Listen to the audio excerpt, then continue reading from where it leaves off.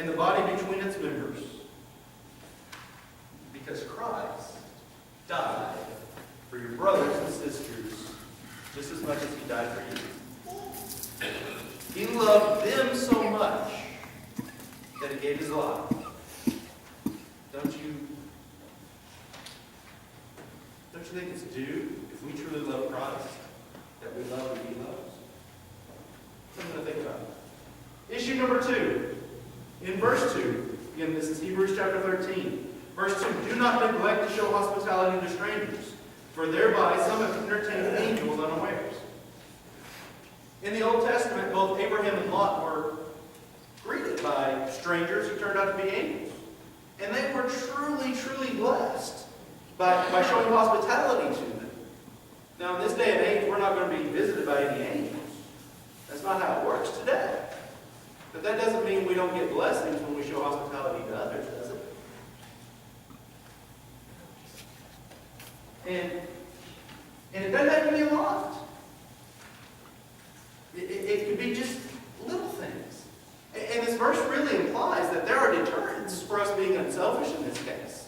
Because that's really what it is. Showing hospitality is showing unselfishness. Looking at their needs and what they need and putting them above what's convenient for us. Right? And this verse really does imply that there's going to be sometimes that there's deterrents, there's obstacles when showing hospitality. But Romans chapter 5 and verse 8 tells us that Jesus came to earth while we were still sinners. And so while we were still sinners, he came and he died for us. Do you think that was convenient? What would have been the easy thing? What would have been the convenient thing for him?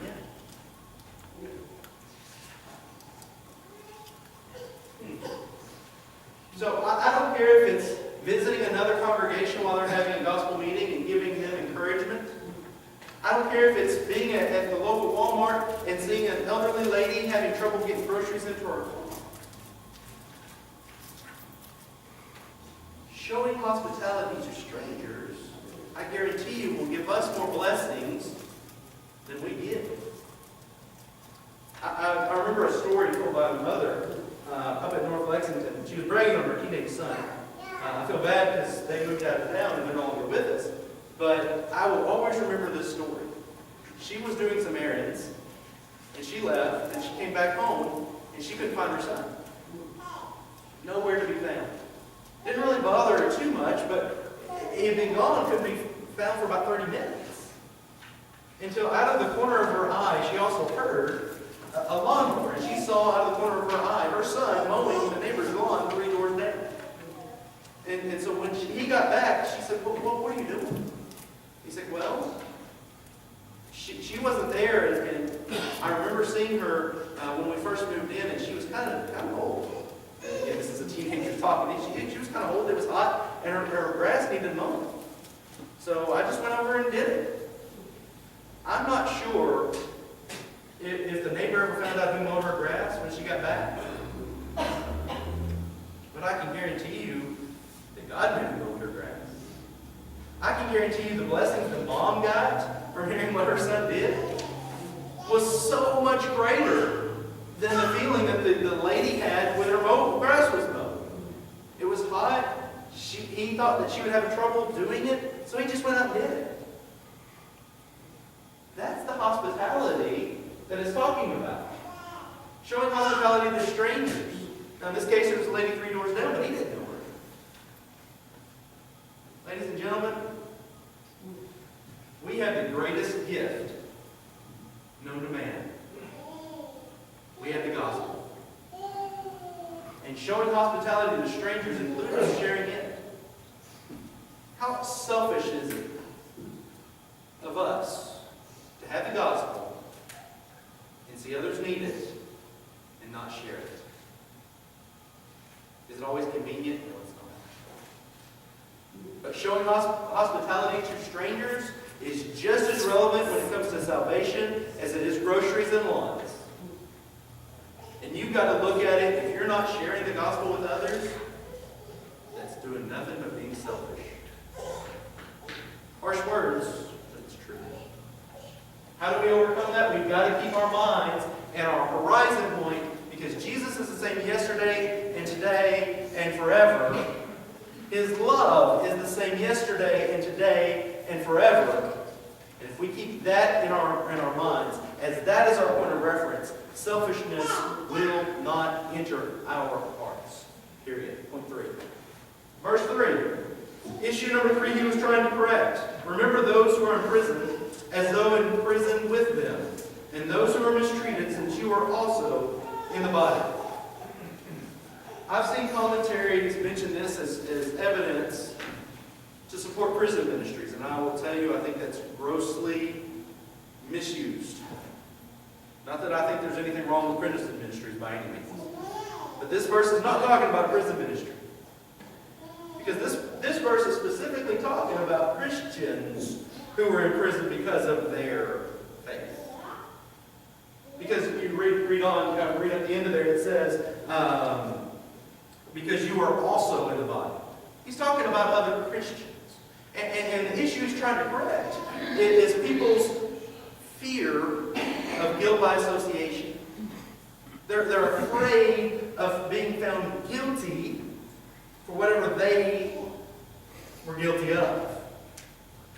And that's a common thing in life, right? As humans, we do have that fear of guilt by association. And it's nothing new. I mean, first century church, the Apostle Peter.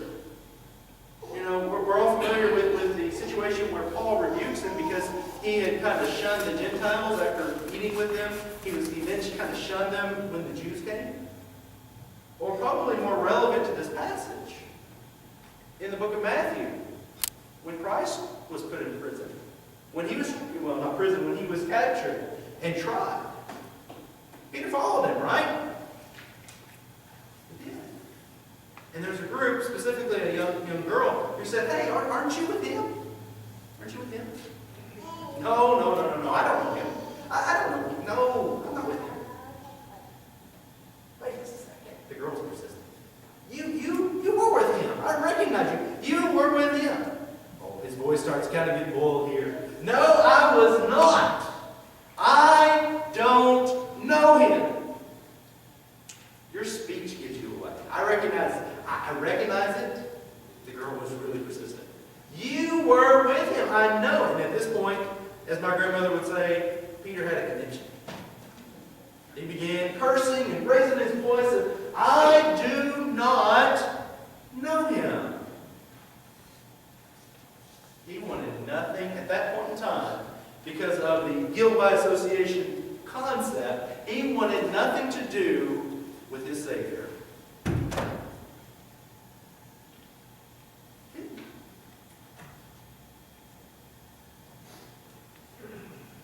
And my question for you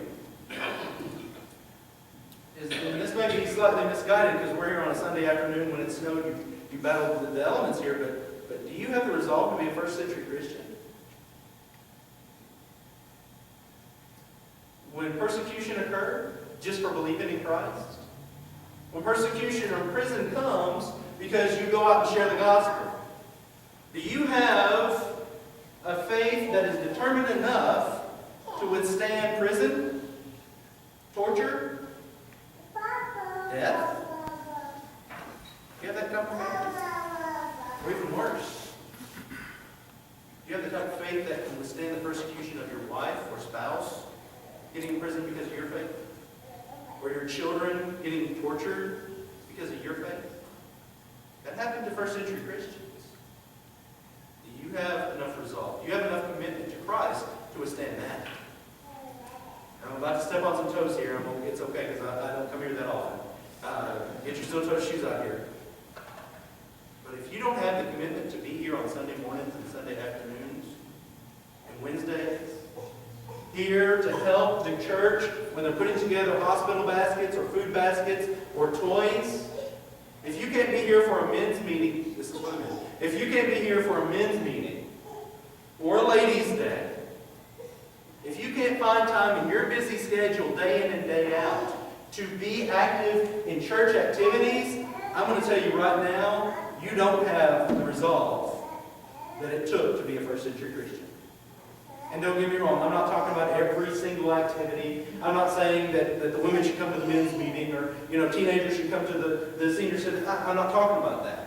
I'm talking in generalities here. But if you cannot find time in your busy life for church activities, you need to evaluate that heart. Before I step on some more toes here, let's move on. Remember your horizon line. Jesus is the same yesterday and today and tomorrow. Verse 4, issue 4. Let marriage be held in honor among all, and let the marriage bed be undefiled, for God will judge the sexually immoral and adulterous. The standard set here in this verse is clear. Crystal clear. There is a line between intimacy approved and intimacy that is not approved. Period. This world doesn't believe that. This world does what it wants to do and says, you know what?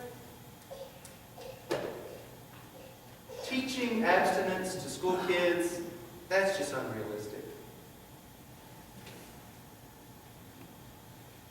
Ladies and gentlemen, if it was unrealistic, the Bible wouldn't have said it.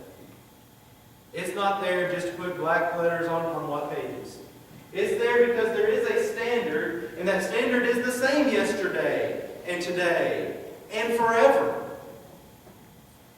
And I'm going to submit to you, this verse gives a little bit more punch than every single one of these other issues he's taking care of. You know why? Because all these others are just commands. This one continues. Let's not forget. It says, let the marriage be held in honor. Let marriage bed be undefiled. For God will judge the sexually immoral. There's a warning here. It's not just a command. He backs it up with a warning. This is a pearly gates issue. And he makes it clear.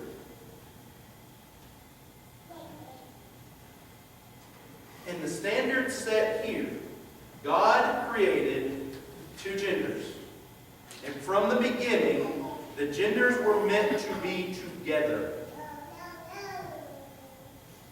Not with themselves, man and woman. From the beginning, it was meant as one man and one woman. And whether the society wants to blur this line and say, well, as long as you love, it's okay, that's not the standard that was set. That stays the same and unchanged yesterday and today and forever. Our goal as Christians are to love those. But the standard is there. The standard is set. Let marriage be honorable. Let the marriage bed be undefiled. And this will not change. Period. Point next. Verse 5. Keep your life free from the love of money, and be content with what you have, for he has said, I will never leave you nor forsake you. I like the King James Version a little bit better on this verse, because it uses the word covetousness, or covetous, which I like better because it's a lot more general of a term than the love of money. It actually deals with the love of material things. And just to give you a small little definition, covetousness is a time where your desire for something outweighs your desire to fulfill God's law, to fulfill God's will. Proverbs chapter 30 says something that's really a wonderful prayer. And I want to give it to you here real quick. It says, give me neither poverty nor riches. Feed me with the food that is needful for me, lest I be rich and deny you and say, who is the Lord? Or lest I be poor and steal and profane the name of the Lord. If I don't have money, I may start compromising on my beliefs. I may start compromising on my perceived needs. And go, you know what, it's okay for me to do this because I really need it. You might start